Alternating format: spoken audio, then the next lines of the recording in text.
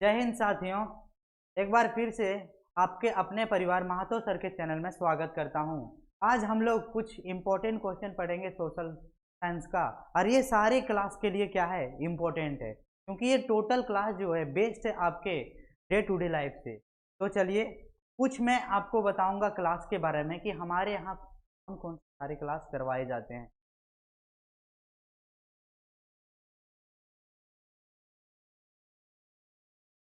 सबसे पहले आपको क्या, हमारे यहाँ पे सैनिक स्कूल का प्रिपरेशन करवाया जाता है, वो भी बहुत ही बेस्ट तरीके से। नेक्स्ट क्लासेस आपको मिलेगा नवोदय विद्यालय। क्लास फिफ्थ वाले स्टूडेंट क्या कर सकते हैं, इस क्लास में इनरोल कर सकते हैं। ऑफलाइन ऑनलाइन दोनों मोड अवेलेबल है। नेक्स्ट क्लासेस जो है 6 to 11, 6 to 12 तक ये क्लासेस चलेंगे, वो चाहे साइंस हो या कॉमर्स हो, 11-12 दोनों क्लासेस हमारे यहाँ करवाई जाती है बेस्ट फैकल्टी के द्वारा। उसके बाद हम लोग आते हैं फर्स्ट क्वेश्चन नंबर फर्स्ट। इसमें क्या करना है, सो देखो प्रीवियस ईयर क्वेश्चन बेस्ट है, सारे क्वेश्चन का वेटेज क्या है। जैसे मैं बोल रहा हूँ, ये फर्स्ट जो सेक्शन है, choose the correct answer from the following option given below, ये जो क्वेश्चन है वो 1 मार्क्स का है। फिल इन द ब्लैंक्स है, system was like a sweet poison. Question system जो है वो किससे बेसिस है, इम्पेरियलिज्म से है या सब्सिडी अलाइन से है न्यूट्रलिटी से है। तो याद रखना, ये जो है हम क्लास 9th में पढ़े थे कि नहीं, जो स्वीट पॉइजन है वो सब्सिडी अलाइन से है। तो ये ऑप्शन क्या हो जाएगा हमारा, सही। इस तरह का क्वेश्चन आपके एग्जाम में आएगा क्लास 9th में। नेक्स्ट क्वेश्चन देखते हैं। नेक्स्ट क्वेश्चन में फिल इन द ब्लैंक्स है, treaty was sign at the end of the first world war. आपको पता है कि फर्स्ट वर्ल्ड वार जो हुआ था वो 1942 1918, तो ये इंड जब ये समाप्त होने की कगार पे थी, तो उस समय जो है कौन से ट्रीटी लाया गया था। तो इसमें ऑप्शन दिया रहेगा, आपको चूज करना रहेगा, Frankfurt treaty, treaty of Versailles, a secret treaty और लेटरन ट्रीटी। तो मैं क्लास में अमूमन बताते रहता हूँ, इसमें जो ऑप्शन सही होगा, फर्स्ट वर्ल्ड वार खत्म होने के बाद एक ट्रीटी लाया गया था, उसका नाम है treaty of Versailles. Next question पे चलते हैं। पूरा state whether the following statement are true और फॉल्स। क्वेश्चन दिया रहेगा, उसमें आपको स्टेटमेंट को ट्रू और फॉल्स बताना रहेगा। तो इसमें पूछा गया कि general assembly is the biggest organ of UN. क्या जो यूएन का ऑर्गन जो होता है, मैंने पढ़ाया था, क्या उसमें से सबसे बड़ा ऑर्गन जनरल असेंबली? हाँ जी, याद रखना आपको, ये क्या है, सही आंसर है, क्योंकि इसमें बताया था कि यूएन जो है इसका फुल फॉर्म होता है यूनाइटेड नेशन। क्या होता है, मैंने बताया था, इसका स्टेब्लिशमेंट जो किया गया था 24 अक्टूबर 1945, आने की फर्स्ट वर्ल्ड वार और सेकेंड वर्ल्ड वार के बाद एक ऑर्गेनाइजेशन स्टेब्लिश किया गया था, जिसका नाम था यूनाइटेड नेशन। ये जो एस्टेब्लिश किया गया था वो यूएस के, याद रखना, यूएसए का, यूनाइटेड स्टेट ऑफ अमेरिका के प्रेसिडेंट था, जिनका नाम था रूजवेल्ट। कब एस्टेब्लिश किया गया, 24 अक्टूबर 1945। एक क्वेश्चन आपके एग्जाम में पूछा जाता है कि 24 अक्टूबर को कौन सा day celebrate, United nation day celebrate किया जाता है 24 अक्टूबर को। तो याद रखना, ये जनरल असेंबली जो है वो यूएन का बिगेस्ट ऑर्गन है, और याद रखना यूनाइटेड नेशन जो है एस्टेब्लिश किया गया था 24 अक्टूबर 1945 का। इसमें टोटल मेंबर जो हैं, तो याद रखना 193। लास्ट मेंबर का नाम है साउथ सुडान। क्या है, साउथ। ये जो मेंबर है ये 193 मेंबर है। ये ज्वाइन जो हुआ था वो याद रखना 2017। अब याद रखना, साउथ सूडान का जो कैपिटल है वो जुबा है। इस क्वेश्चन में ये सारी चीजें इंपॉर्टेंट है। अब हम लोग नेक्स्ट क्वेश्चन पे आते हैं कि India it's rainy season during June to सितंबर। क्या इंडिया में जो है सीजन जून टू सितंबर का सीजन को हम लोग रेनी सीजन, हाँ, ये भी मैंने बताया था कि जून टू सितंबर जो होता है वो इंडिया के लिए रेनी सीजन कंसीडर किया जाता है। तो ये आपका क्या है बच्चों, करेक्ट आंसर है। यानी इसे हम लोग क्या लिखेंगे, ट्रू। नेक्स्ट क्वेश्चन में मैच द फ्लोइंग। क्वेश्चन का पैटर्न देखते चले जाना है। फर्स्ट क्वेश्चन आपने देखा option wise, second fill in the blank था, थर्ड क्वेश्चन हम लोग देख रहे हैं उसका पैटर्न मैच करना है। कॉलम ए दिया गया है, कॉलम बी दिया गया है। क्वेश्चन नंबर 5 है सुप्रीम कोर्ट, विलियम बेंटिंक है, दिल्ली इलाहाबाद है। क्वेश्चन नंबर 6 बोल रहा है लिबरल गवर्नमेंट जनरल, ये किससे रिलेटेड है? क्या William governor general William Bentinck Delhi से रिलेटेड है या अहमदाबाद? तो आपको याद रखना सुप्रीम कोर्ट जो याद रखना इसका हेड क्वार्टर होता है कहाँ पे बच्चों, न्यू दिल्ली। कहाँ पे? न्यू दिल्ली।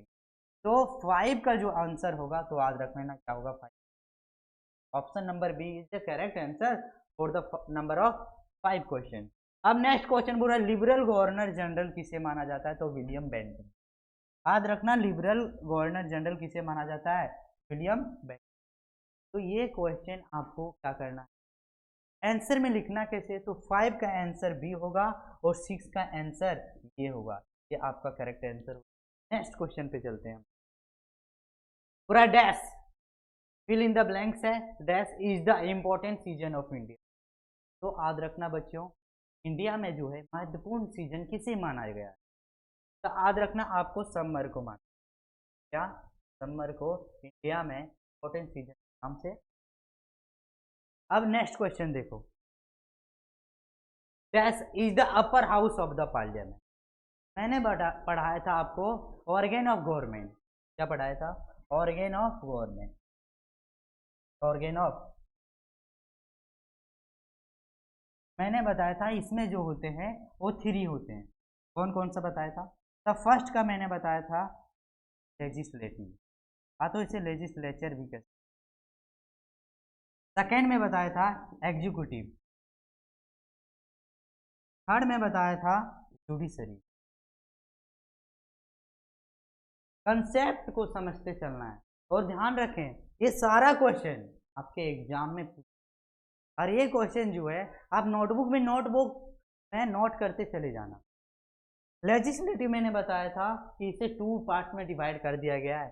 फर्स्ट याद रखना क्या, पार्लियामेंट, क्या पार्लियामेंट। सेकेंड में बताया था प्रेसिडेंट, सेकेंड में बताया था प्रेसिडेंट। पार्लियामेंट जो मैंने बताया था कि पार्लियामेंट को भी कितने कैटेगराइज किया गया है बच्चों है? तो याद रखना पार्लियामेंट को 2 में कैटेगराइज कर दिया था। फर्स्ट में हम लोग कहते थे क्या, lower house, upper house. Second में हम लोग कहते थे इसे अपर हाउस, क्या कहते थे? Upper house. मैंने बताया था कि पार्लियामेंट में जो है लोअर हाउस होते हैं और अपर हाउस होते हैं। इसको lower house is also known as, याद रखना, लोकसभा, क्या कहते हैं? Lok Sabha. Upper house is also known as Rajya Sabha. तो देखो यहाँ पे ऑप्शन क्या हो जाएगा, ये फिल इन द ब्लैंक्स में upper house of the parliament क्या होता है बच्चों? तो अपर हाउस को क्या कहते हैं?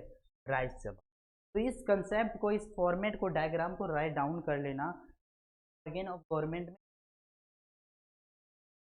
सॉरी लेजिस्लेटिव में 2 तरह के होते हैं, पार्लियामेंट और प्रेसिडेंट। हेड ऑफ द जो रहता है लेजिस्लेटिव वो प्रेसिडेंट होता है और याद रखना इसका हेड जो होता है एग्जीक्यूटिव का वो याद रखना प्राइम मिनिस्टर होता है। जुडिशरी का हेड हम लोग,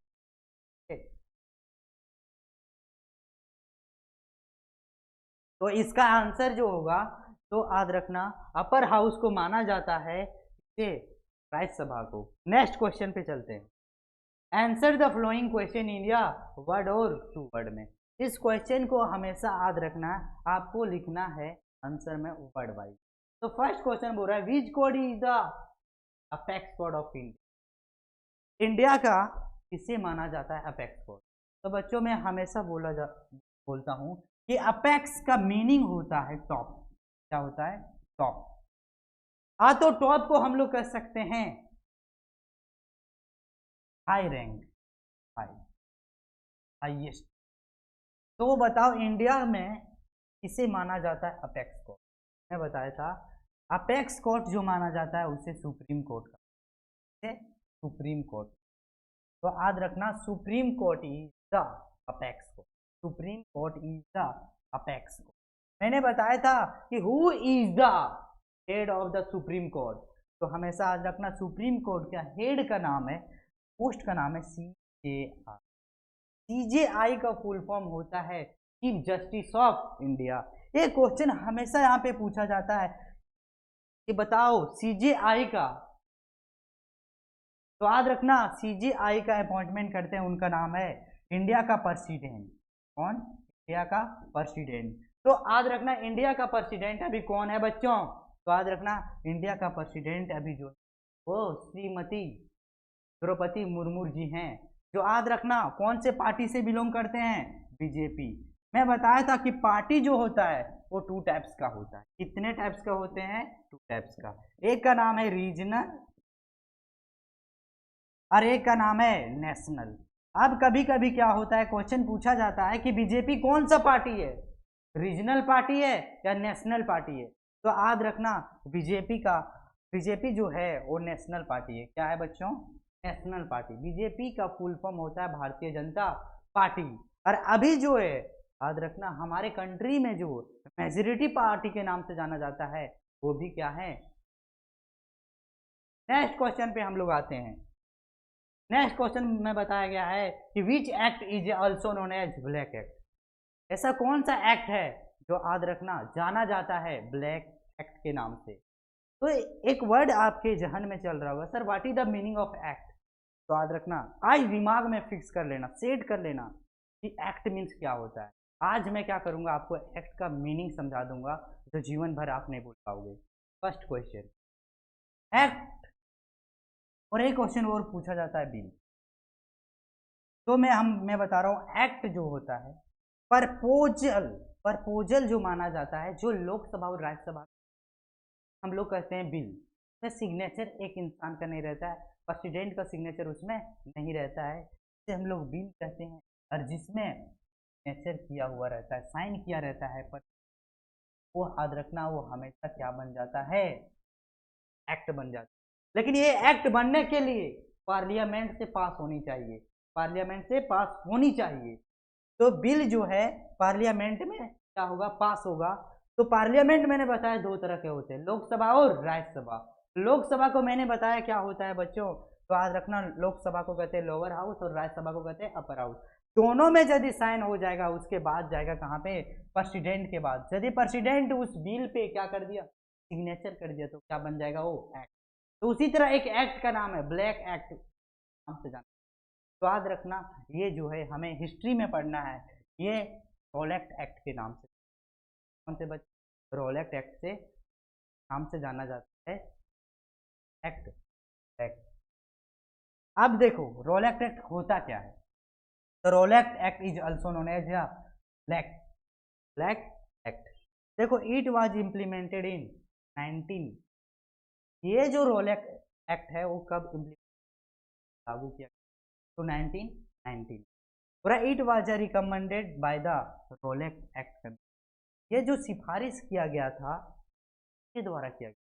तो याद रखना रोलेक्ट एक्ट एक कमेटी होता है उसके द्वारा सिफारिश किया गया। या ब्रिटिश के उस समय जज थे sir Sidney Rowlatt was its. याद रखना उस समय जो ब्रिटिश के जज थे वो सर सिडनी थे, और इन्होंने क्या किया था? इस एक्ट को रिप्रेजेंट किया था। Next point, they could arrest anyone without a warrant and detain anyone without a trial. इस एक्ट में बताया गया था कि बिना किसी वारंट को समन किए हुए किसी को भी क्या किया जाता था? अरेस्ट कर लिया था, और उसे अरेस्ट कर लिया जाता था और उसे डिटेन था, यानी उसे पनिशमेंट दिया जाता था बिना कोई ट्रायल का। नेक्स्ट क्वेश्चन पूछा गया है कि answer the following question require 2 marks का क्या हो क्वेश्चन है। आपको याद रखना पॉइंट वाइज सारे क्वेश्चन का आंसर। क्वेश्चन पूछा गया कि what is adult suffrage. Adult suffrage क्या होता है बच्चों? अडल्ट सफरेज क्या होता है आपको पॉइंट। तो फर्स्ट क्वेश्चन का आंसर है, मैं थोड़ा पेन का क्या कर लेता हूँ, कलर चेंज कर लेता हूँ कि आपको दिखाई नहीं देता। अब देखो, adult suffrage includes the right to vote in या इलेक्शन। तो अडल्ट सफरेज में आपके पास एक अधिकार मिल जाता है इलेक्शन में वोट देने का। नेक्स्ट पॉइंट देखो, it is known as universal suffrage. याद रखना, अडल्ट सफरेज जाना जाता है एक और नाम से, जिसका नाम है यूनिवर्सल सफरेज। हाँ, तो उसे कहते हैं यूनिवर्सल अडल्ट सफरेज के नाम से जाना जाता है। नेक्स्ट पॉइंट बोल रहा है कि all the citizen have the right to leader for the. तो याद रखना, इंडिया के सारे सिटीजनशिप के पास क्या है, एक अधिकार है कि आप अपने कंट्री के लिए एक लीडर को क्या कर सकते हो, इलेक्ट कर सकते हो। तो ये होता है अडल्ट सफरेज का मीनिंग। तो याद रखना, आपके पास ऐसा नहीं सारे सिटीजन, उसका एज क्राइटेरिया गिवन। तो याद रखना, वही अपने इलेक्शन में वोट दे सकता है जिसका एज 18 ईयर होना, एटलीस्ट। तो all the citizen who have got into 18 year can. आप 18 ईयर को होंगे तो आप वोट दे सकते हैं अपने नेशन करने। नेक्स्ट क्वेश्चन देखो, explain the right to freedom. मैं हमेशा वुमन क्लास में बता कि ये क्वेश्चन हमेशा एग्जाम में आता है कि बताओ आपके पास राइट है, उसका नाम है फंडामेंटल राइट्स। ये सारे सिटीजन को क्या किया जाता है, दिया जाता है बाय द कंस्टिट्यूशन। तो बताओ, एक्सप्लेन करना है राइट टू फ्रीडम क्या होता है।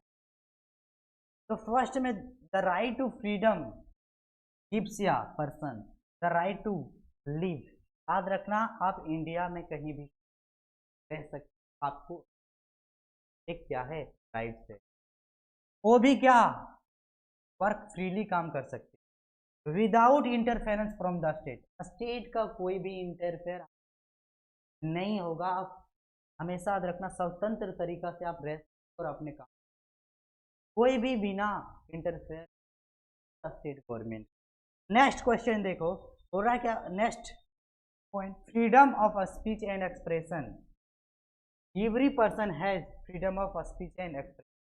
याद रखना, आप अपने ओपिनियन को शेयर कर सकते, आपके पास बोलने का अधिकार है, एक्सप्रेस करने का अधिकार है और देने का अधिकार है according to rights of freedom.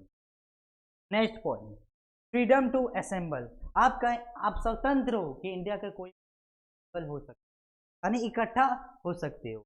Next question, next point, freedom to practise any profession or carry on any business occupation or trade. ध्यान रखना कि इंडिया में यदि आप इंडियन सिटीजनशिप लिए हुए हो तो आप कहीं भी इंडिया के कोई भी कोने में अपने प्रोफेशन का क्या कर सकते हो बच्चों, अपने प्रोफेशन का प्रैक्टिस, दैट मीन्स कैरी कर सकते। याद रखना, आप क्या कर सकते इंडिया के कोई भी कोने में। अब देखो नेक्स्ट, पूरा नेम द वेरियस सब ऑर्डिनेट कोड्स। तो याद रखना, ये जो दिया हुआ है वो 3 है। कितने हैं बच्चों, 3 है। फर्स्ट का नाम है सिविल कोड, थर्ड का नाम है क्रिमिनल कोड और रेवेन्यू कोड। ये याद रखना, इनका नाम जो है वो कौन सा है, सब ऑर्डिनेट कोड्स है। तो इसका ओनली क्या लिखना था आपको, नेम। कितने हैं, 3। कौन कौन सा है, सिविल कोड, क्रिमिनल कोड और रेवेन्यू कोड। ये जो है याद रखना, कोर्ट जो है वो 3 टाइप्स के मैंने बताया है। एक होता है सुप्रीम, एक होता है हाई कोर्ट और एक होता है डिस्ट्रिक्ट लेवल कोर्ट। और ये जो कोर्ट जाता है सब ऑर्डिनेट कोर्ट, ये डिस्ट्रिक्ट लेवल में चला जाता है। तो आप में याद रखना, ये कोर्ट कितने होते हैं, हाई कोर्ट, और इसी कैटेगराइज में रखा गया है किसे, सब ऑर्डिनेट। और सब ऑर्डिनेट कोर्ट भी क्या होता है, टाइप्स होते हैं, सिविल कोर्ट, क्रिमिनल कोर्ट और रेवेन्यू कोर्ट। नेक्स्ट क्वेश्चन पे हम लोग आते हैं। नेक्स्ट क्वेश्चन है, right the objective of United nation of charter.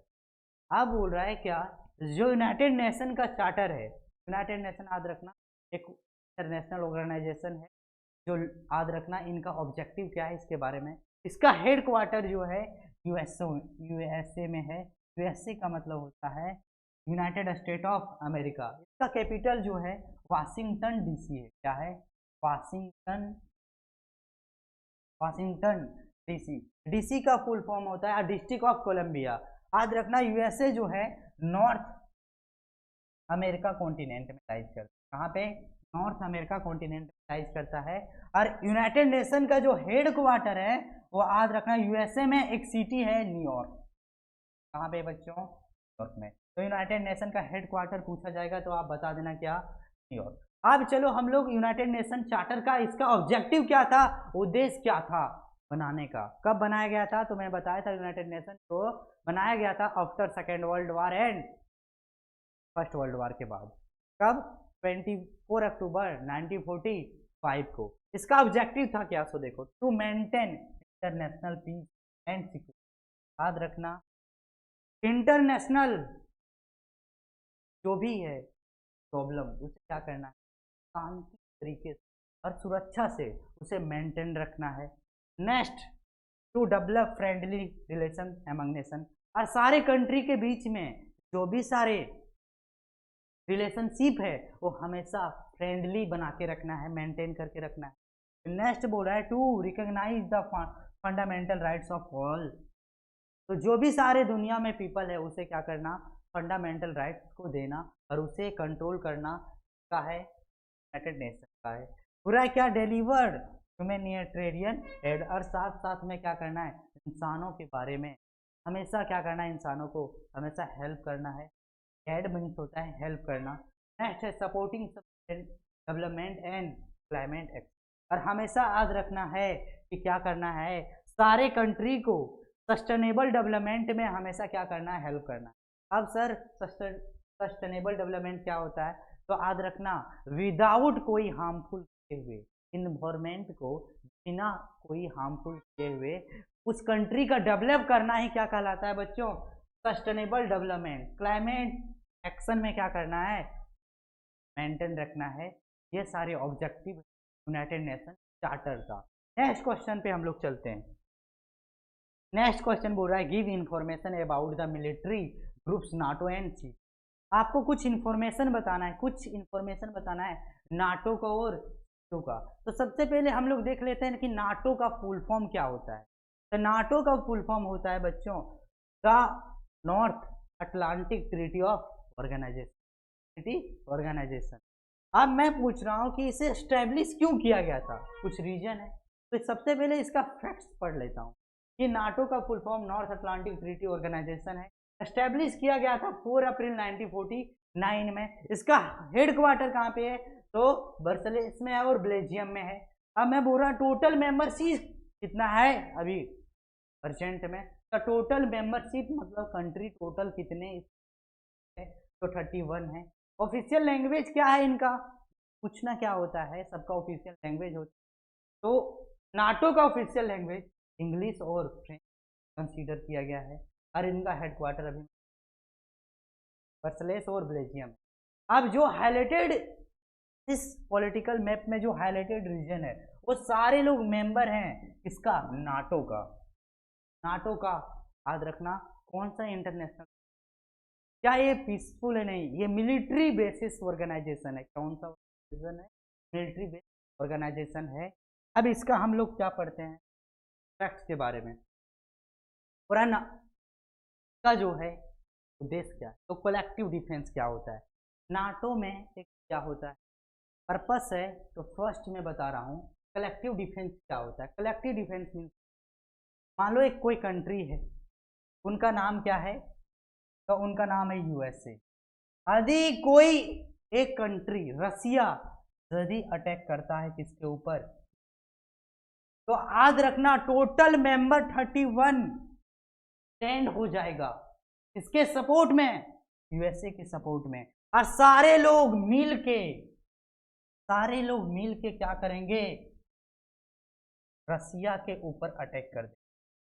रसिया के ऊपर क्या कर देंगे बच्चों, अटैक कर देंगे। ये सारे जो हैं वो अलग अलग कंट्री हैं जो आज रखना इन्वॉल्व है नाटो में। और नाटो का फर्स्ट जो है कलेक्टिव डिफेंस, यदि कोई एक कंट्री पे आप यूएसए पे अटैक करते हो तो सारे कंट्री मिलके जो नाटो में शामिल है वो आपके ऊपर अटैक कर देगा, तो आपका क्या हो जाएगा, टाइम।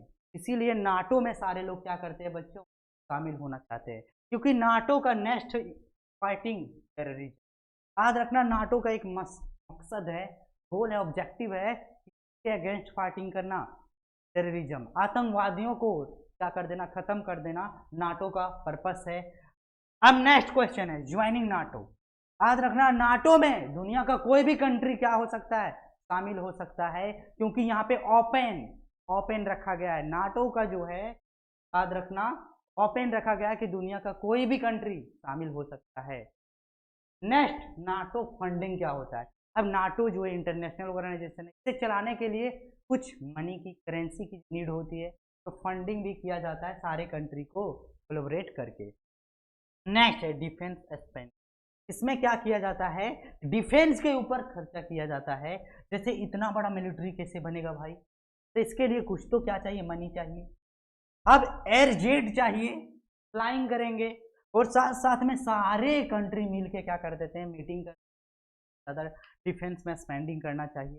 तो नाटो का मीनिंग है कि एक ऊपर पार्टिकुलर कंट्री के ऊपर क्या करोगे, नाटो वाले अटैक करोगे, अटैक करेंगे। नेक्स्ट क्वेश्चन देखो, हो रहा है क्या, सीटो क्या होता है। तो सबसे पहले सीटो का full form South East Asia Treaty Organisation. याद रखना सीटो का फुल फॉर्म होता है South East Asia Treaty Organisation. अब इसका एस्टेब्लिश कब किया गया था, तो 8 सितंबर 1954 को। देयर वेयर 8 सीटो मेंबर कंट्री। टोटल जो इसमें मेंबर हैं वो कितने हैं, सीटों में टोटल मेंबर कितने हैं, तो याद रखना टोटल मेंबर कितने हैं बच्चों, 8 है। Next question, they include Australia है, फ्रांस है, न्यूजीलैंड है, और पाकिस्तान है, फिलीपींस है, और थाईलैंड है, और यूनाइटेड किंगडम है। अब देखो फ्रांस का कैपिटल पेरिस है, न्यूजीलैंड का प्रिटोरिया है, पाकिस्तान का इस्लामाबाद है, फिलीपींस का मनीला है, थाईलैंड का बैंकॉक है। याद रखना यूनाइटेड किंगडम का कहाँ पे है, लंदन है, और यूनाइटेड स्टेट का कहाँ पे है, वाशिंगटन डीसी। सारा कैपिटल लोकेशन वाइज याद कर लेना, मैं हमेशा ऑफलाइन में ये सारे चीजें बता देता हूँ। अब हेड क्वार्टर कहाँ पे है, तो याद रखना बैंकॉक में। यानी थाईलैंड का कैपिटल कहाँ पे है बच्चों, बैंकॉक में। अब हो रहा है इसका जो है एम क्या है, लक्ष्य क्या है, तो टू प्रिवेंट कम्युनिज्म फ्रॉम क्या, graining gaining ground in the region. तो याद रखना ये सारे कंट्री के बीच कम्युनिज्म को एस्टेब्लिश क्या है, पर्पस है। नेक्स्ट क्वेश्चन पे हम लोग आते हैं। नेक्स्ट क्वेश्चन में बोल रहा है the state the soil formation process. Soil मिट्टी किससे बनती है उसके बारे में बात। तो द नेचुरल प्रोसेस क्या होता है, अचानक विंड को क्या करना, फ्लो करना, वाटर को क्या करना, फ्लो करना। तो natural process by which rocks and minerals are broken down. एक नेचुरल के प्रोसेस द्वारा रॉक्स और मिनरल क्या हो जाएंगे, टूट जाएंगे, और वो डिवाइड हो जाएंगे छोटे छोटे पार्टिकल में, और साथ में कंबाइन विथ ऑर्गेनिक मैटर, के साथ में कंबाइन हो जाएंगे ऑर्गेनिक मैटर, इसके द्वारा नेचुरल वाटर के द्वारा, और उससे क्या हो जाएंगे, वो layer loose material on the earth surface, और वो सारे रॉक्स और साथ में मिनरल्स का जो पार्टिकल है वो छोटे छोटे क्या हो जाएंगे, लूज हो जाएंगे किसके ऊपर, अर्थ सरफेस के ऊपर, और एक फॉर्म बनेगा, उसका नाम रहेगा सॉइल। याद रखना soil formation which rocks are broken particle combined with layer to form a layer of loose earth. Next question पे हम लोग आते हैं। नेक्स्ट क्वेश्चन में सेक्शन है और answer the following questions are required. अब write the short note on Dandi March. आपको लिखना है दांडी मार्च के बारे में। तो सबसे पहले याद रखना एक एक्ट था जिसका नाम था सॉल्ट एक्ट। ये एक्ट जो है लाया गया था 1888 में, किसके द्वारा, ब्रिटिश के द्वारा।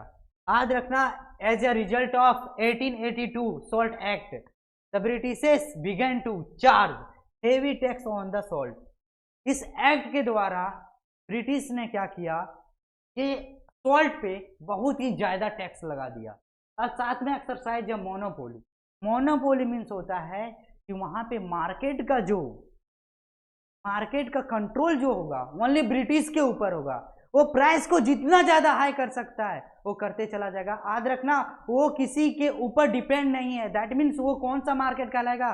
Monopoly market. तो यही इसीलिए इसे बोला जाता है सॉल्ट एक्ट को monopoly over the production of salt. Salt पे जो मोनोपोली रहेगा ब्रिटिश के, मतलब जितना ज्यादा प्राइस बढ़ा सके, जो भी क्वालिटी का देगा सॉल्ट, वो टोटल जो कंट्रोल रहेगा किसके ऊपर? ब्रिटिश के ऊपर। अब ये सॉल्ट एक्ट लाया गया 80 को। उस समय हमारे फेमस लीडर का नाम था महात्मा गांधी जी। उन्होंने क्या किया? इस सॉल्ट का हमेशा से प्रोटेस्ट किया। Mahatma Gandhi along with his followers started the Dandi March on the March 12, 1913। याद रखना, एक्ट लाया गया था 1882 को और इसका अपोज किया गया था, इसका विरोध किया गया था महात्मा गांधी और उनके फॉलोअर्स के द्वारा। कब? 12 मार्च 1930 को। कहाँ से बच्चों? साबरमती आश्रम से। साबरमती आश्रम गुजरात के अहमदाबाद में सिचुएटेड है। ये सारे फैक्ट को आपको क्या करना है? एग्जाम में राइट डाउन कर देना है। Next question, state the required qualification for the being appointment the जज ऑफ द सुप्रीम। तो बच्चों, सुप्रीम कोर्ट का जज जो कैसे बनते, उनका क्वालिफिकेशन क्या होता है? याद रखना, कोई ऐसे पार्टिकुलर सिटीजन ऑफ इंडिया का तो उसका क्वालिफिकेशन क्या होता है, इसके बारे में मैं आपको बताता हूँ। सबसे पहले he should be a citizen of India. सबसे पहले आपको याद रखना, सुप्रीम कोर्ट का जज बनने के लिए इंडिया का सिटीजनशिप आपके पास होना चाहिए। Second point, he should have serve as a high court जज in India for minimum 5 year. इसके बाद हमेशा याद रखना, आप कोई भी इंडिया के हाई कोर्ट का कम से कम एटलीस्ट 5 ईयर क्या करना, अपना सेवा देना चाहिए एज ए जज of high court. Next question, he should have an experience of at least 10 year as a advocate in. इसके बाद याद रखना, कम से कम 10 ईयर क्या होना चाहिए? कोई भी हाई कोर्ट का एडवोकेट आया। Next question, he should be a district जज तो well known jurist in the opinion of president of India. यदि ऐसा लगता है प्रेसिडेंट ऑफ इंडिया का, यदि उन्हें लग रहा है कि ये बहुत वेल नॉलेज, तो एज ए जज ऑफ सुप्रीम कोर्ट आपको क्या कर सकते हैं? अपॉइंटमेंट ले सकते हैं। नेक्स्ट क्वेश्चन, नेक्स्ट पॉइंट है कि should not be more than 60। याद रखना, आपका एज कितना होना चाहिए? 65 से ज्यादा होना नहीं चाहिए। यदि 65 से ज्यादा हुआ तो याद रखना, आप जज नहीं बन पाओगे सुप्रीम कोर्ट ऑफ इंडिया का। और मिनिमम एज कितना होना चाहिए? तो याद रखना 35 ईयर होना चाहिए जज बनने के लिए, सुप्रीम कोर्ट का जज। नेक्स्ट क्वेश्चन पे हम लोग आते हैं। नेक्स्ट क्वेश्चन वो जा रहा है, describe the emergency powers of the. अब बच्चों, प्रेसिडेंट तो आप क्या है? प्रेसिडेंट का जो है पावर होता है, उस पावर का नाम है इमरजेंसी पावर। इमरजेंसी क्या होता है और इमरजेंसी कितने पार्ट्स में? इमरजेंसी का याद रखना, कॉन्स्टिट्यूशन में कौन से आर्टिकल में रखा गया है? तो याद रखना, इमरजेंसी जो होता है वो पावर है प्रेसिडेंट का। वो टोटल 3 टाइप्स के होते हैं। First, national emergency. सेकेंड, याद रखना, कहते हैं कॉन्स्टिट्यूशनल इमरजेंसी। क्या? कॉन्स्टिट्यूशनल इमरजेंसी यहाँ पे दिया गया।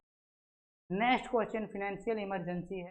याद रखना, नेशनल इमरजेंसी जो है वो आर्टिकल 352 में रखा गया है। कॉन्स्टिट्यूशनल इमरजेंसी जो है, इमरजेंसी जो है वो याद रखना कितना में? 350 आर्टिकल में रखा गया है। और फाइनेंशियल इमरजेंसी को आर्टिकल 366 में रखा गया है। अब सबसे पहली बात आ जाएगी कि नेशनल क्या होता है सर, कॉन्स्टिट्यूशनल इमरजेंसी क्या होता है और फाइनेंशियल इमरजेंसी क्या होता है। तो इसके बारे में हम लोग डिटेल में बातें करते हैं। फर्स्ट हम लोग आते हैं, नेशनल इमरजेंसी क्या होता है। तो सबसे पहले ग्राउंड ऑफ डिक्लेरेशन तब घोषणा, तो कब किया जाता है? तो जब कंट्री में वार हो जाए, तब क्या होगा? कंट्री में वार हो जाएगा, कोई युद्ध हो जाएगा, कॉन्फ्लिक्ट हो जाएगा, समय डिक्लेयर किया जाता है। तो एक्सटर्नल एग्रीगेशन होगा, दो कंट्री आपस में क्या हो जाएंगे? एग्रीगेशन हो जाएंगे, मतलब नेशनल इमरजेंसी इंप्लीमेंट किया जाता है। उसके बाद तो आर्म और रिबेलियन के द्वारा क्या हो जाएगा? नेक्स्ट पार्लियामेंट्री अप्रूवल, क्या नेशनल इंप्लीमेंट करने के लिए अप्रूवल किसका चाहिए? तो पार्लियामेंट्री अप्रूवल होना चाहिए। The approval parliamentary bye the both houses by the 1 month of issue of proclamation. याद रखना, जो भी सारे प्रॉब्लम है वो 1 मंथ के अंडर ही क्या करना चाहिए? दोनों हाउस में से पास होना चाहिए। फर्स्ट है लोअर हाउस और सेकंड है अपर हाउस, दोनों जगह पे क्या होना चाहिए? तब याद रखना किया जाएगा नेशनल। याद रखना, ये आपको पता चल गया कि डिक्लेरेशन कैसे किया जाता है। तो कोई भी कंट्री में, मान लो इंडिया में नेशनल इमरजेंसी इंप्लीमेंट कर दिया, और ये इम्प्लीमेंटेशन जो किया गया वो हटाएगा कौन? तो देखो, re revocation of of proclamation, that means हटाएगा कौन? तो हटाया जाता है प्रेसिडेंट। इमरजेंसी को हटाया करा जाता है, तो याद रखना हमेशा के द्वारा, तो रिसोल्यूशन ऑफ लोकसभा के द्वारा। अब इंडिया में कितने टाइम्स नेशनल इमरजेंसी इंप्लीमेंट किया गया है? तो याद रखना, इट हैज बीन इवो 3 टाइम्स। कितने बार इंप्लीमेंट किया गया है? 3 टाइम। कब कब? 1962 में, 1961 में और 1975 में। इंडिया में नेशनल इमरजेंसी इंप्लीमेंट किया गया है 3 टाइम्स, 1965 को। अब हम लोग आते हैं सेकेंड इमरजेंसी, जो पावर है प्रेसिडेंट का, उसका नाम है कौन? इमरजेंसी। तो सबसे पहले ग्राउंड डिक्लेरेशन, तो कब इंप्लीमेंट किया जाएगा कॉन्स्टिट्यूशन इमरजेंसी? तो जब कॉन्स्टिट्यूशन मशीनरी क्या हो जाएगा बच्चों? फेल्यूर हो जाएगा। जब अच्छे तरीके से कॉन्स्टिट्यूशन को क्या किया जाएगा? फॉलो नहीं किया जाएगा, तो उस समय याद रखना कॉन्स्टिट्यूशन आल्सो नोन एज या प्रेसिडेंट रूल। आदि प्रेसिडेंशियल रूल को क्या किया जाता है? फॉलो किया जाता है, किया जाता है emergency. Parliamentary approval, approval by the both the houses by of proclamation. तो हमेशा याद रखना कि जो कॉन्स्टिट्यूशनल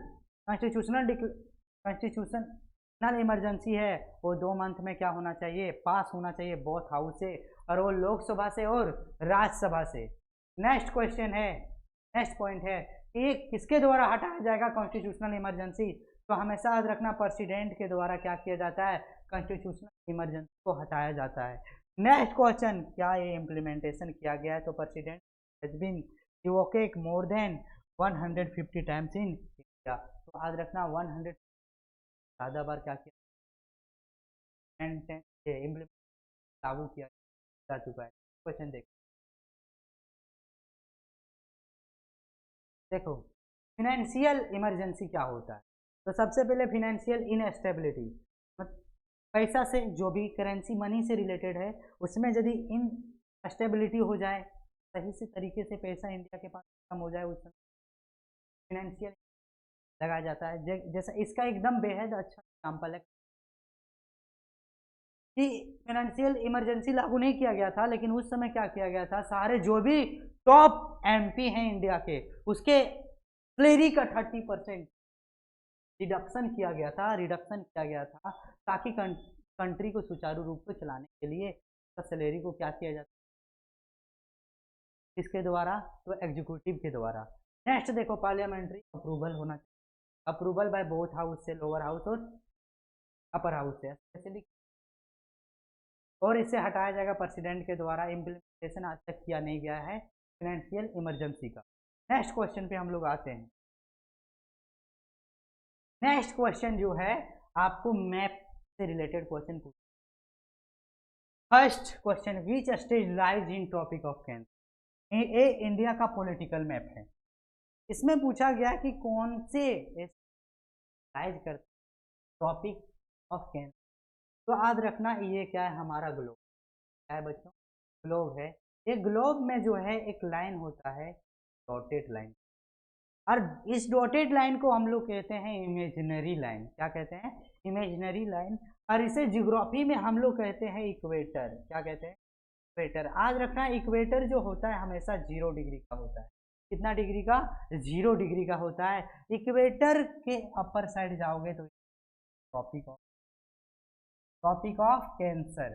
याद रखना, ट्रॉपिक ऑफ कैंसर हमेशा 20 डिग्री, क्योंकि एक ग्लोब में हम लोग कहते हैं नॉर्थ पोल, और इसे तो इस लाइन पे इंडिया के कौन कौन से स्टेट लाइज करते हैं।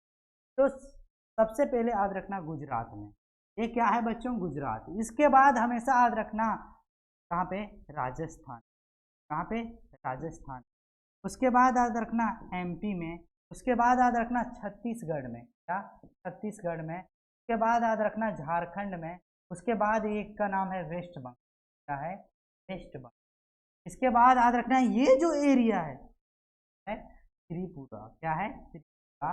और ये जो एरिया है वो क्या नाम है, क्या है बच्चों, मिजोरम। तो याद रखना टोटल स्टेट जो ट्रॉपिक ऑफ कैंसर में लाइज करता है, टोटल कितना स्टेट। एक बार रिपीट कर देता हूं ताकि आप क्या करना, वीडियो को पॉज करके लिख ले सारे का नाम। फर्स्ट का नाम है Gujarat, Rajasthan, Madhya Pradesh, Chhattisgarh, Jharkhand, west Bengal, Tripura, Mizoram. Next question पे हम लोग आते हैं।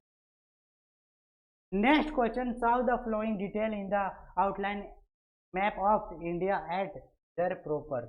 तो याद रखना डिटेल आपको बताना, आउटलाइन लोकेशन। फर्स्ट का नाम है गिर नेशनल पार्क, सेकेंड का नाम है टाइडल फॉरेस्ट, और थर्ड का नाम है लक्षद्वीप। इसका लोकेशन आपको बताना है। फर्स्ट में हम लोग चलते हैं।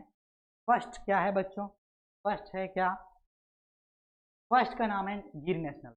तो सबसे पहले याद रखना गिर नेशनल पार्क इंडिया की कौन, तो याद रखना ना गिर पार्क इंडिया गुजरात में। कहाँ पे, गुजरात में।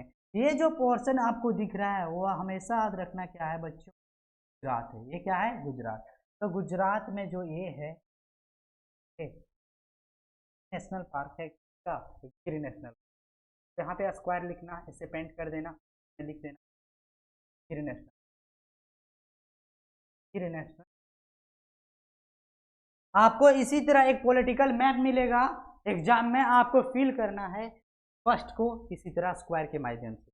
नेक्स्ट क्वेश्चन देखो, टाइडल फॉरेस्ट क्या होता है। तो देखो बच्चों, टाइडल फॉरेस्ट जो होता है उसे ध्यान से समझो। टाइडल फॉरेस्ट कहाँ लोकेट है इंडिया, तो पूरा in the delta of all major river Ganga Brahmaputra. और डेल्टा क्या है, सुंदरबन। द महानदी डेल्टा है in the Godavari, the Krishna and the Kaveri delta. और मैनग्रोव फॉरेस्ट आर सिचुएटेड। देखो मैनग्रोव फॉरेस्ट को ही हम लोग मानते हैं किसे, टाइडल फॉरेस्ट के नाम। तो ये कहाँ बिलोंग करता है, तो याद रखना फर्स्ट में गंगा रिवर। तो याद रखना गंगा रिवर जो होता है ओरिजिनेट होता है कहाँ, गंगोत्री से। कहाँ से, गंगोत्री से। कहाँ पे बच्चों, गंगोत्री से। याद रखना गंगोत्री जो है वो हिमालय के कौन से ग्लेशियर पे सिचुएटेड है, तब भागीरथी पे। कहाँ पे, भागीरथी पे। हाँ, भागीरथी एक ग्लेशियर है वहां पे गंगोत्री। और गंगोत्री से क्या होता है, गंगा ओरिजिनेट होती है। लेकिन बेहद सी बात है, आसान बात है कि हाँ भागीरथी कौन से लाइज करती, तो याद रखना उसका नाम है उत्तराखंड। क्या है बच्चों, उत्तराखंड में। याद रखना गंगा क्या होती है, ओरिजिनेट। तो गंगा ओरिजिनेट होती है गंगोत्री से। गंगोत्री जो है वो भागीरथी ग्लेशियर पे सिचुएटेड है। यहाँ से होते हुए उत्तर प्रदेश होते, तो उत्तर प्रदेश होते हुए याद रखना बिहार, और बिहार से होते हुए वेस्ट बंगाल से होते, इसी तरह ब्रह्मपुत्रा चाइना से होते हुए अरुणाचल प्रदेश में एंट्री मारती है, असम से होते हुए इधर से होते हुए यहाँ पे एक डेल्टा बनता है, उसका नाम है सुंदरबन डेल्टा। सुंदरबन डेल्टा याद रखना, ये दुनिया का सबसे बड़ा डेल्टा है, दुनिया का सबसे बड़ा डेल्टा है सुंदरबन डेल्टा, जो दो रिवर के मिलने से बनता है, फर्स्ट गंगा और दूसरा ब्रह्मपुत्र। गंगा ओरिजिनेट होती है उत्तराखंड के गंगोत्री से, और ब्रह्मपुत्र जो है ओरिजिनेट होती है चाइना से होते हुए अरुणाचल प्रदेश में एंट्री मारती है, और असम तरफ से होते हुए बांग्लादेश से होते हुए मिल जाती है किसमें, याद रखना अरेबियन सी में। अब मेरा मेन क्वेश्चन है टाइडल फॉरेस्ट क्या होता है। तो ये एरिया को टाइडल फॉरेस्ट माना गया है, और थोड़ा सा ये एरिया को टाइडल फॉरेस्ट, और इधर महानदी जो है याद रखना छत्तीसगढ़ होते हुए उड़ीसा से होते हुए तो बंगाल में, तो इसे भी क्या माना गया है, टाइडल फॉरेस्ट, और इधर भी एरिया को टाइडल फॉरेस्ट। तो इस क्वेश्चन का इस तरह करके आपको क्या करना है, बता देना है फॉरेस्ट। नेक्स्ट क्वेश्चन पे हम लोग चलते हैं। नेक्स्ट क्वेश्चन में बोल रहा है कि लक्षद्वीप आइलैंड कहाँ पे।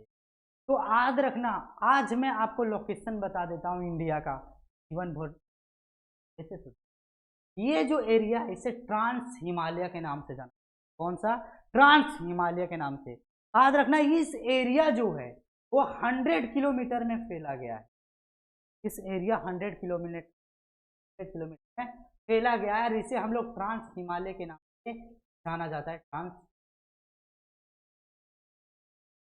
और इसके इधर जो है नेपाल के एरिया में हिमालय सिचुएट। हाँ, तो हम लोग कह सकते हैं नॉर्थ साइड में कौन सा हिमालय, फिजिकल रीजन बता रहा हूँ तो हिमालय है। याद रखना इधर जो है इस एरिया, इधर जो है इसे हम लोग कहते हैं बे ऑफ बंगाल, क्या कहते हैं, बे ऑफ। याद रखना इंडिया का नॉर्थ साइड, याद रखना हिमालय सिचुएटेड है, इंडिया के east side bay of Bengal है, इंडिया के साउथ साइड इंडियन ओशियन है। क्या है बच्चों, तो इंडियन ओशियन है, क्या है, इंडियन ओशियन है, इंडियन ओशियन है। तो इंडिया के नॉर्थ साइड हिमालय है, इंडिया के east side bay of Bengal है, इंडिया के साउथ साइड इंडियन ओशियन है, और इंडिया के वेस्ट साइड याद रखना क्या है, अरेबिया है।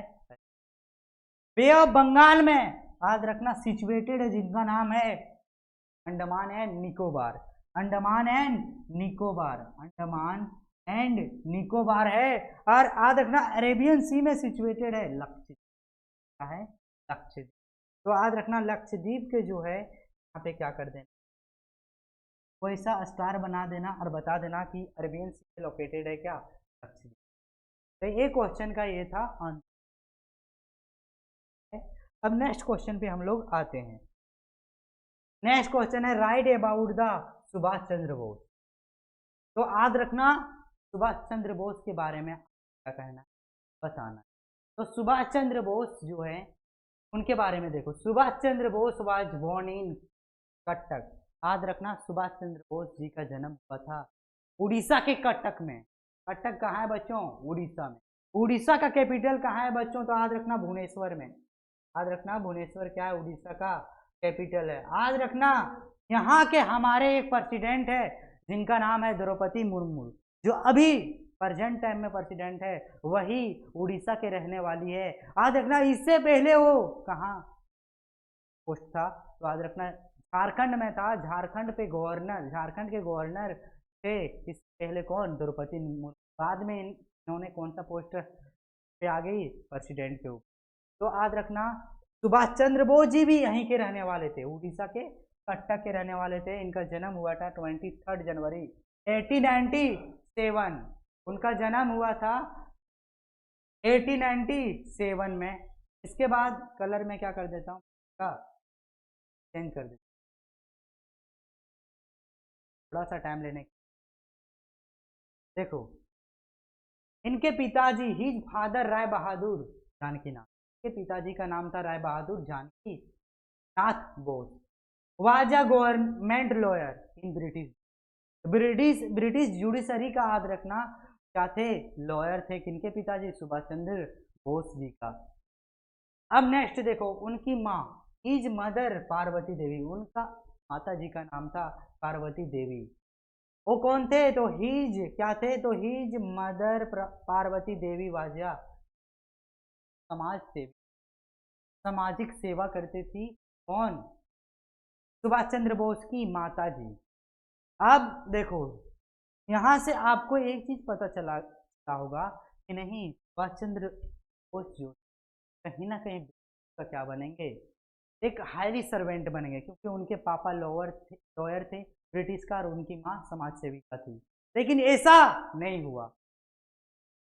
तो this Bengali lad will become sincere servant of British. ऐसा मानने लगे लोग कि नहीं, सुभाष चंद्र बोस जी जो लड़का है ये कहीं ना कहीं ब्रिटिश का क्या बनेगा, एक सर्वेंट बनेगा, ब्रिटिश का ही क्या रहेगा, ये भी काम रहेगा। बातें कुछ, लेकिन ऐसा हुआ नहीं। But he went on the become a state freedom fighter against the British. सबसे होनहार फाइटर, फ्रीडम फाइटर, इंडिया को आज़ाद बनाने में सबसे होनहार ब्रिटिश के अगेंस्ट फाइटर बन गए। ये था सुभाष चंद्र बोस ने कुछ कही सुनी बातें। नेक्स्ट चलो, नेक्स्ट, और आई describe the contribution Subhash Chandra Bose gave in the freedom struggle। जो इंडिया ने स्ट्रगल किया था, कब? इंडिपेंडेंट होने के लिए, फ्रीडम होने के लिए, उस समय सुभाष चंद्र जी का क्या योगदान, कंट्रीब्यूशन क्या था? तो फर्स्ट में he raise the first Indian National Army. सबसे पहले इंडियन नेशनल आर्मी को क्या किया, ज्यादा बड़ा, उसे ताकतवर बनाया, और इसे हमें कहते हैं INA। IN का फुल फॉर्म होता है इंडियन नेशनल आर्मी। इसे ही हम लोग किस नाम से जानते हैं, आजाद हिंद फौज के नाम से जाना जाता है। क्या? INA। ये कब एस्टेब्लिश किया गया? 93 में। And started an arm corps and inspired thousand of Indian youth to join the struggle for independence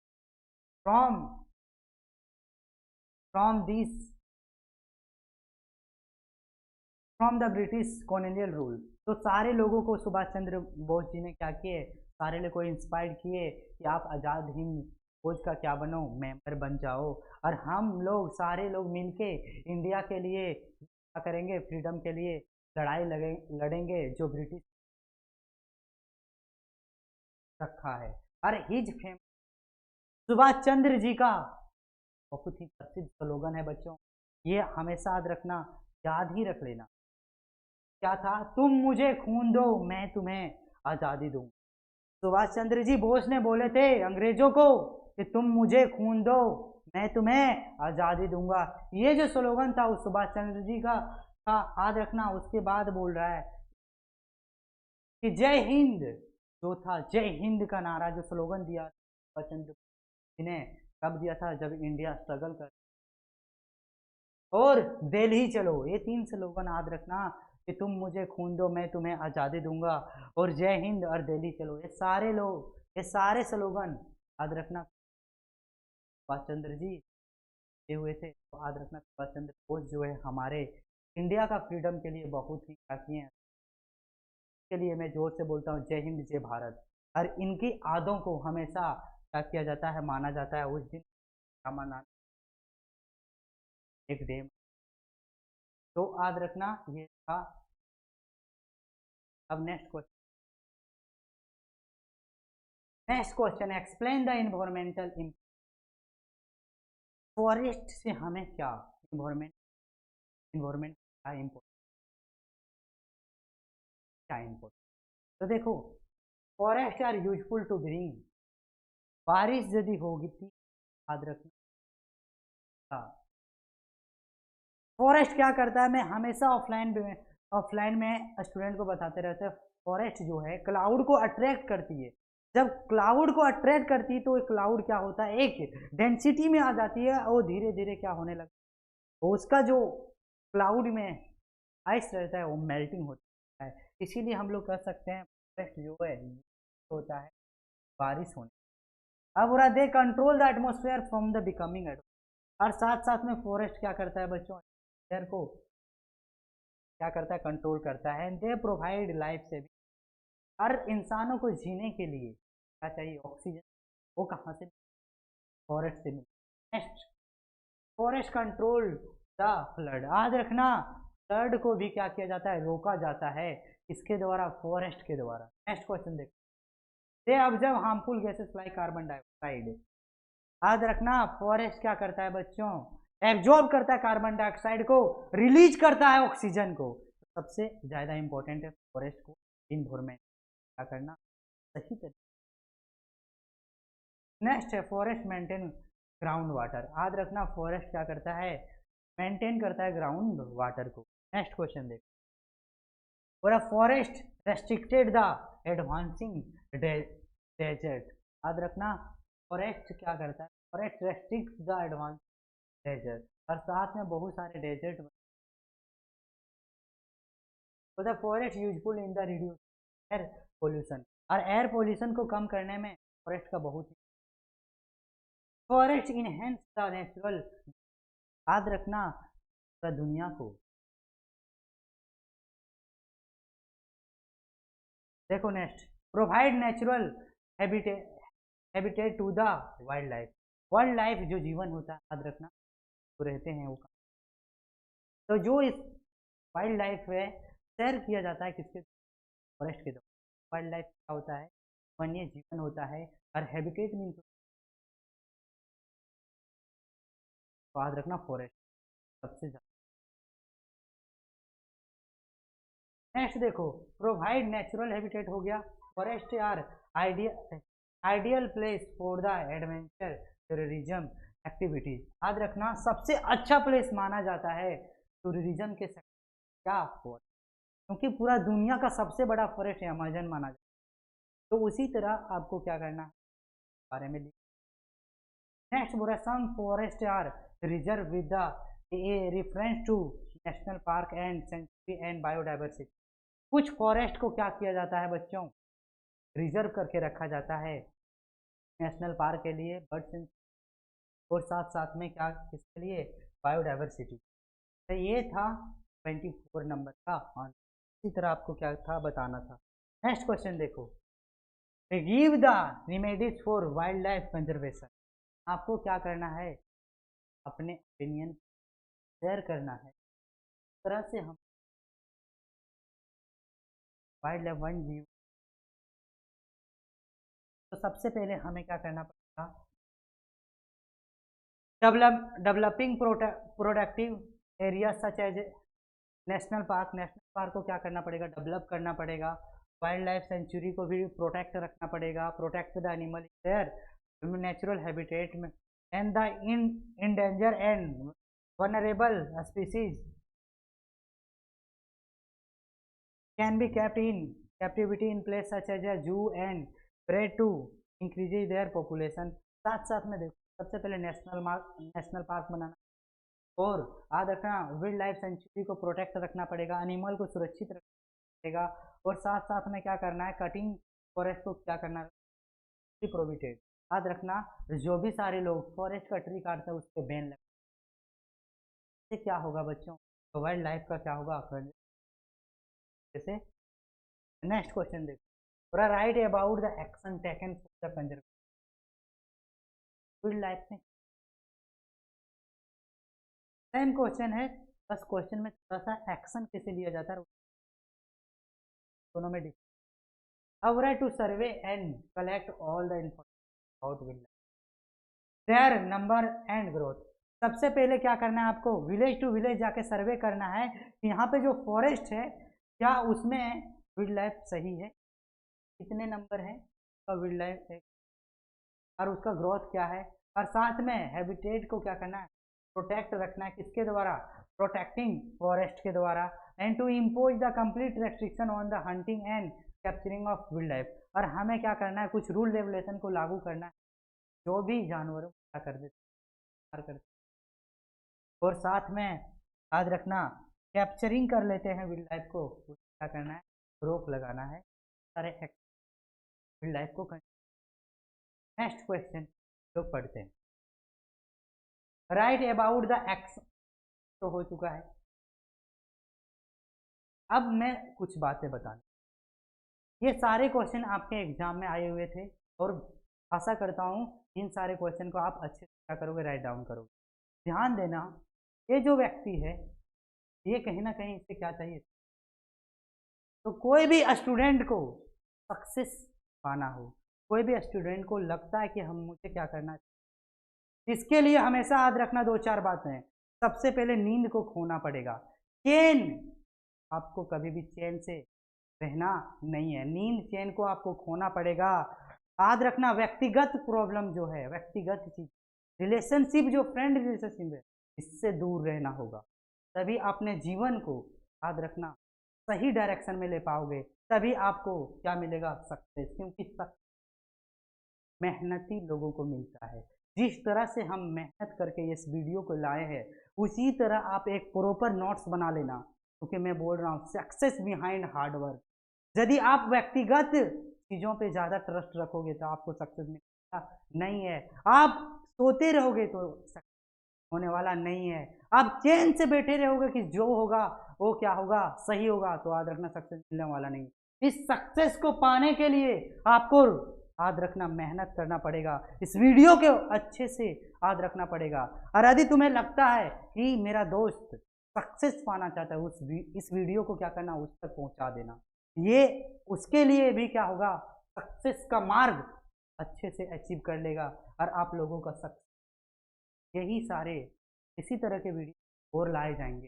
तो बच्चों सक्सेस पाने के लिए इन सारे को मूल मंत्र ध्यान से रखना, याद रखना। इसी तरह आप अपने मेहनत को बनाए रखना।